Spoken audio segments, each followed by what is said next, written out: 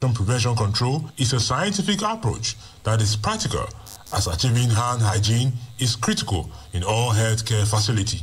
Multimodal improvement strategies actually reduces healthcare-associated infections. That is what we want to give to our patients. We want to ensure that quality care is maintained, that they do not leave the hospital worse than when they came. Instead, they leave the hospital better.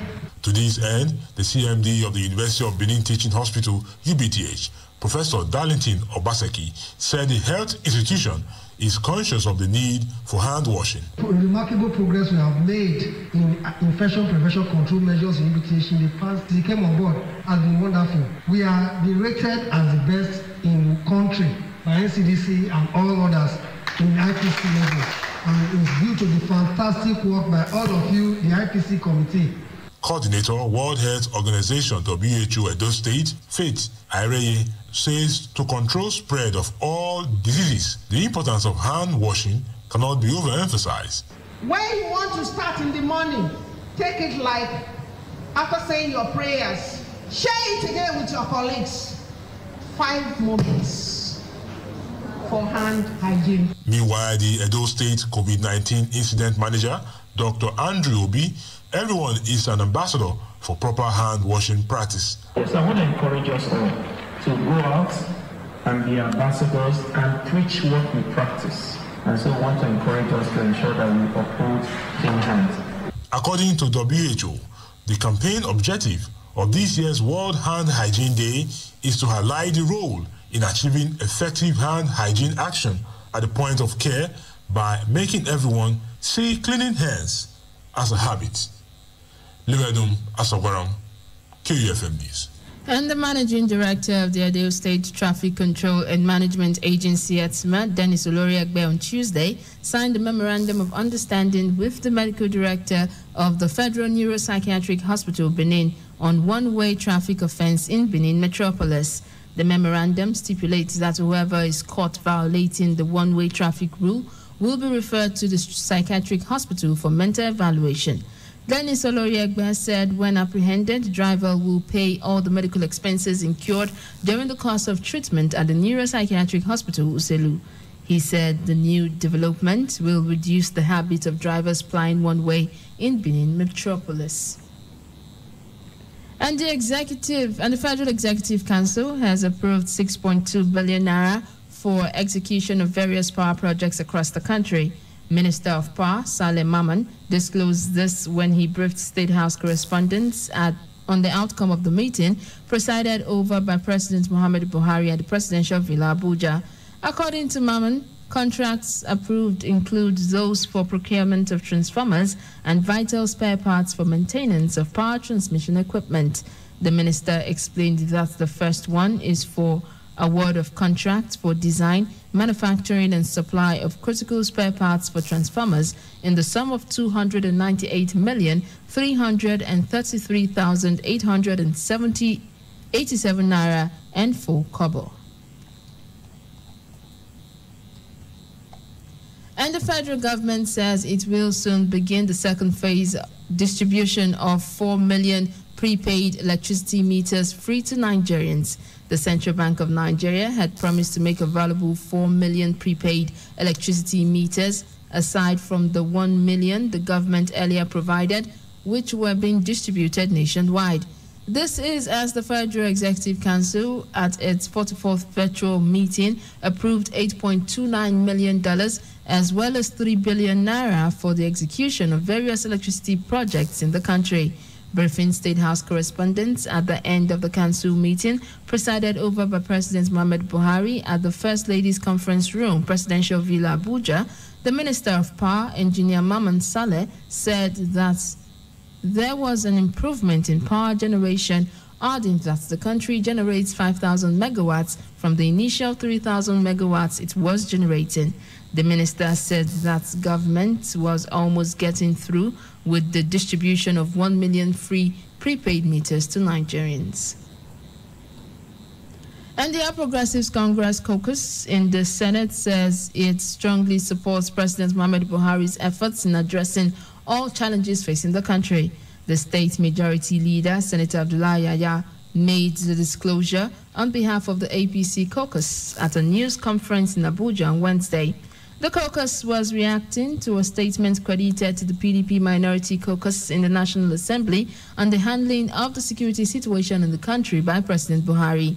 Yahya said that the federal government was aware of the challenges and working to massively get the economy working for Nigerians.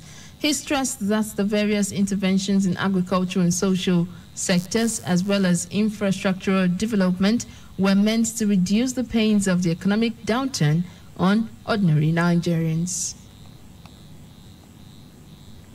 And the House of Representatives on Wednesday asked the federal government to immediately put a halt to plans to conduct national census in view of the rising cases of insecurity.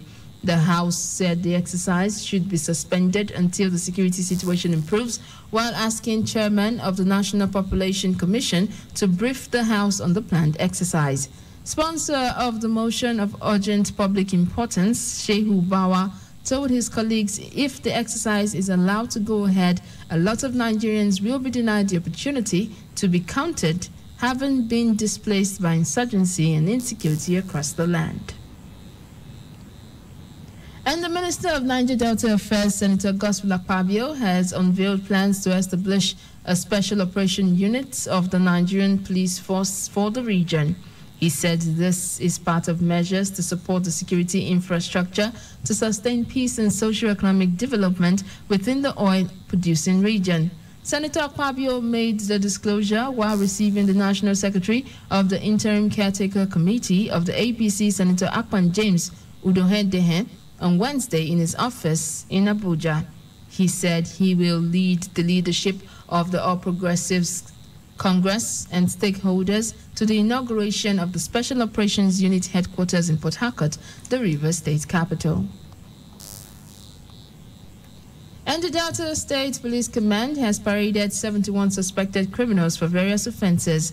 Briefing newsmen on achievements of the command, the police commissioner in the state, Ari Mohammed Ali, explained that the 71 suspects were arrested at different locations for various offenses ranging from kidnapping, armed robbery, illegal production of alcoholic wine, among other crimes.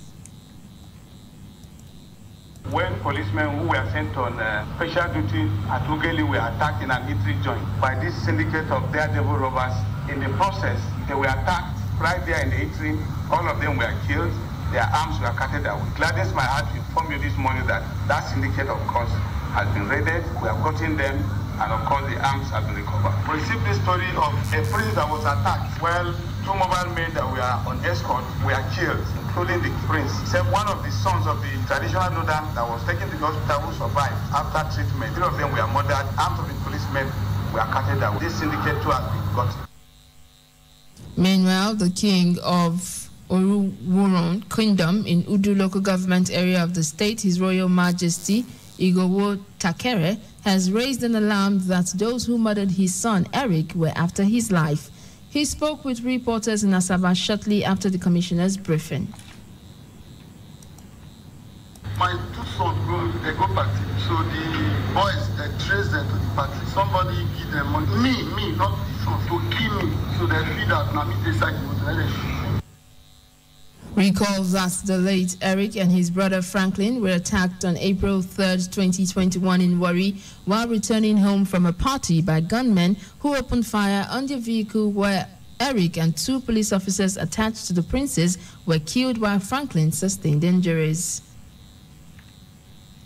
And the National Drug Law Enforcement Agency, NDLEA, has arrested an 80-year-old woman, Mary Adebayo, alongside her 19-year-old granddaughter, Fumilayo Adebayo, with 192 kilograms of assorted drugs in Akure, Ondo State. NDLEA Director, Media and Advocacy, Femi Babafemi, disclosed this in a statement on Wednesday in Abuja. Babafemi said the 2 other ladies were also arrested alongside the duo. I beg your pardon? Babafemi said that 2 other ladies were also arrested alongside the duo for selling assorted illicit drugs that include cocaine, heroin, tramadol, swinol, and squishes. He said they were arrested for intelligence-based raids and follow-up operations on their locations on Sunday, 2nd of May, 2021. The NDLEA director added that 192 kilograms of cocaine and other substances were recovered from the suspects. And the 27 kidnapped students of the Federal College of Forestry Mechanization, Afaka, Kaduna State, have reportedly been released. Chairman of concerned Afaka parents, Abdullahi Usman, confirmed their release on Wednesday. 37 students were abducted from the Federal College of Forestry Mechanization, Afaka, on 11th of March 2021. 10 of the students were later released in 2 batches after payment of ransom by parents. Usman said the release of the remaining students was facilitated by Abubakar Gumi Dialogue Committee. And the Judicial Staff Union of Nigeria, JUSON, said the nationwide strike would not be called off until a concrete resolution is reached on financial autonomy.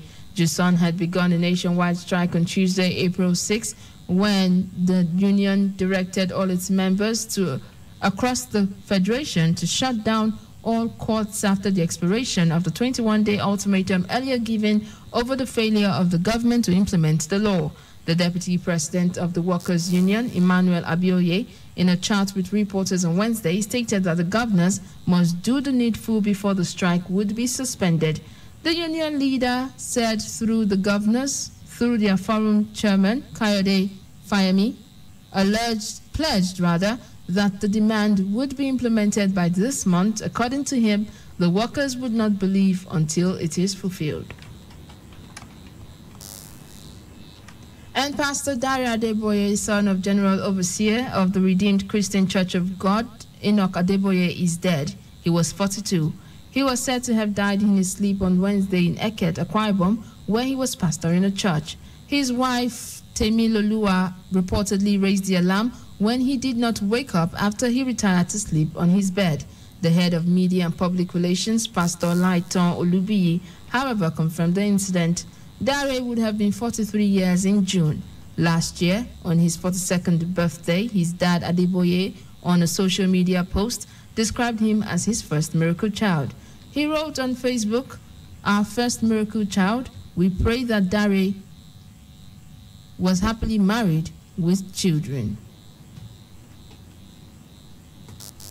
And coming up in a moment in entertainment news, Oscar Grammy winners to be offered fast-track UK visas. Details in a moment.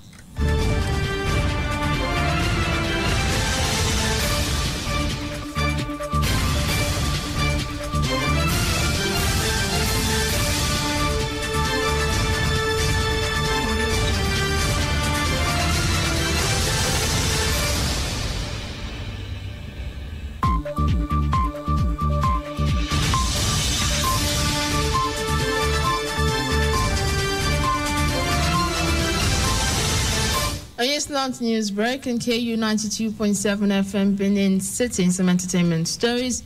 Oscar, Grammy, and Nobel Peace Prize winners will be among those able to get visas to live and work in the United Kingdom more easily under point-based immigration reforms. The Home Office has announced its decision to fast-track the process for those winning coveted arts awards.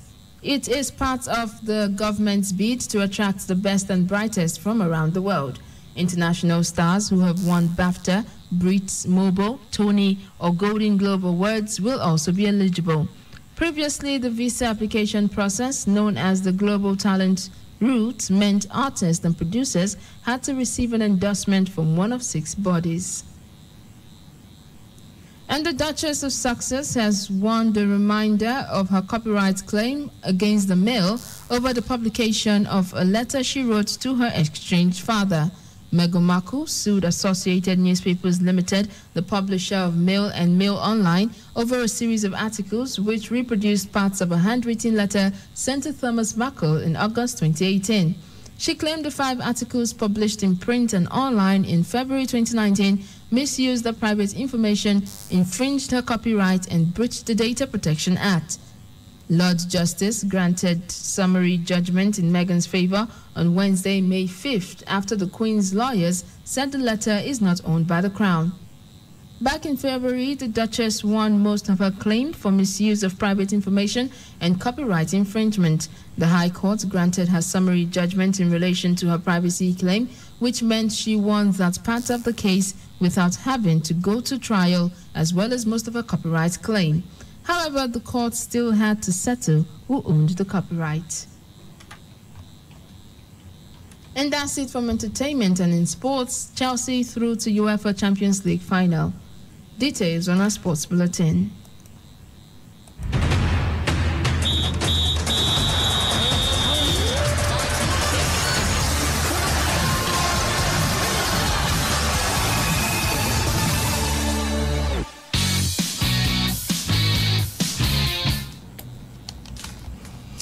Good morning. 2012 UEFA Champions League winners Chelsea will face Manchester City in an all-English final of the competition in Istanbul on 29th May after convincingly overcoming Real Madrid 2-0 at Stamford Bridge on Wednesday night and 3-1 on aggregate. The Blues took the lead when Timo Werner headed in front almost on the goal line in the 28th minute after Kai Havertz had lofted a finish onto the bar. The hosts will have goalkeeper Edouard Mendy to thank after the Senegalese made two first-half saves to deny Karim Benzema from scoring. It set the platform for a second half of total Chelsea domination that was nevertheless laced with anxiety as the hosts missed chance after chance to put the game to bed. Real's former Blues goalkeeper Thibaut Courtois saved from N'Golo Kante, and Havertz also headed against the bar while missing Mount shot widely over the top when clean through. It was Mount who finally sealed Chelsea's place in their first Champions League final since they won the competition in 2012 after scoring from Christian Pulisic's cross. The result has another chapter to the remarkable transformation under Tuchel since he succeeded Frank Lampard in January and gives him the chance to make amends for the 2020 Champions League final when his Paris Saint-Germain side lost 1-8 to Bayern Munich. And finally, Belgian manager Hugo Broos has been appointed as new Bafana South Africa coach on a 5-year contract. According to South Africa Football Association SAFA's website, the 69-year-old is due to arrive in the country next week to begin his new job. His first games in charge are set to be Jones' opening rounds of the 2022 World Cup qualifiers against neighbours Zimbabwe before returning home to play Ghana. Bruce replaces Molefi Nseki, who was sacked in March after Bafana failed to qualify for next year's Africa Cup of Nations finals in Cameroon. He led Cameroon to the 2017 Nations Cup title in Gabon as they came from behind to beat Egypt 2-1 in the final. And that's sports news on KUFM's Newsbreak. My name is Ewusa Agbeka, and back to you. And that's the news, but before we go, a quick recap of the headlines.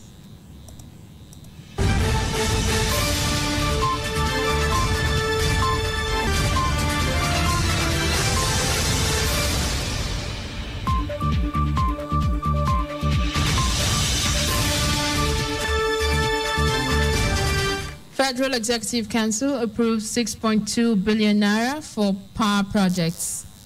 ESMA signs MOU with Neuropsychiatric Hospital for driver applying one way. And Pastor Adeboye loses 42-year-old son.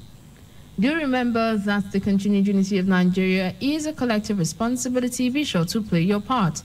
Do not forget you can listen to us anywhere in the world by visiting our website at www.kufm.net or download our mobile app from the Google Play Store.